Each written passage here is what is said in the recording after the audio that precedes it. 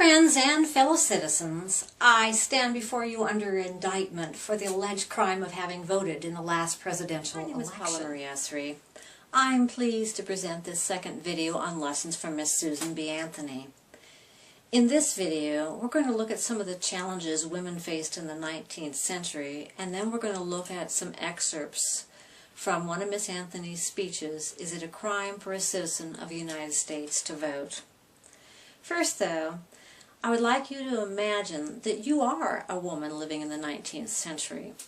You work hard for your money, you work from sunup till sundown, but because you are a woman and you happen to be married, you have no say-so in terms of how that money, at least legally, would be spent, and in fact your husband could take it completely from you.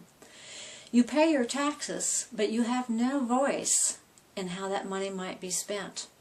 You could be, like any other citizen, arrested if you committed a crime, yet you would not be entitled to a jury of your own peers. And in fact, you couldn't even testify on your own behalf. Why? Because you were born a female. Now, if you were born in the 19th century as a woman, you might just accept this is the way it was. But if you were Susan B. Anthony, you would challenge these inequities not only through your voice, but through your actions, and sometimes through acts of civil disobedience. One of those acts occurred on November 5th, 1872, when Miss Anthony and some of her friends decided that they would put the Constitution to the test and that they would vote for Ulysses S. Grant for president. On November 18th, Miss Anthony was arrested for her crime of having voted without the legal right to do so. And then in January, she was indicted by a grand jury for that crime. Her trial was set for May. Now, prior to that trial, Miss Anthony went all around the county giving a speech that helped people to recognize that this was an injustice and that she could make a valid argument against these inequities. Now, though Miss Anthony admittedly was not comfortable speaking in public, and women weren't generally accepted as public speakers during that time, she knew she had a message that needed to be heard. She knew that she also needed to present it logically and with authority. Yet, at the same time, she also could not violate people's expectations about her as a woman, and she needed to present it with a certain amount of womanly grace. In a couple of minutes, we're going to listen to some of those excerpts from Miss Anthony's speech, Is It a Crime for a Citizen of the United States to Vote? And I think you're going to appreciate how Miss Anthony argues that women have a constitutional right to vote. We'll also hear how government manipulated language to deny women those rights. And then we're finally going to hear how Miss Anthony argues that women as persons are citizens and therefore are legally entitled to the ballot. Friends and fellow citizens, I stand before you under indictment for the alleged crime of having voted in the last presidential election. Now, it shall be my work to prove that thus in voting I not only committed no crime, but instead simply exercised my citizen's right guaranteed to me and all United States citizens by the National Constitution.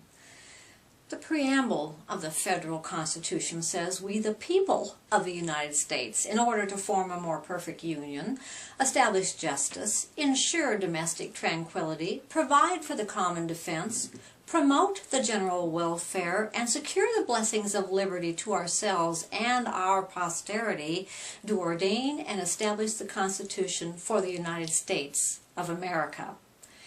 Here is not the slightest intimation either of receiving freedom from the United States Constitution or of the state conferring the blessings of liberty upon the people. Rather, they declare rights God-given, and that to secure the people in the enjoyment of their inalienable rights is their one and only object in ordaining and establishing government. And all of the states' constitutions are equally emphatic in their recognition of the ballot as the means of securing the people in the enjoyment of these rights. The only seeming permission in the New York State Constitution for disenfranchising women is in the first section of Article 2D, which says every male citizen of the age of 21 years shall be entitled to vote. Well, it's that same law I am charged with having violated. It reads, if any person shall knowingly vote without having his lawful right, and so forth. Well, precisely so with the papers served on me. Not one of them had a feminine pronoun printed on it. But to make it applicable to me, the court of the clerk made a little caret at the left of he and placed an S over it, thus making she out of he.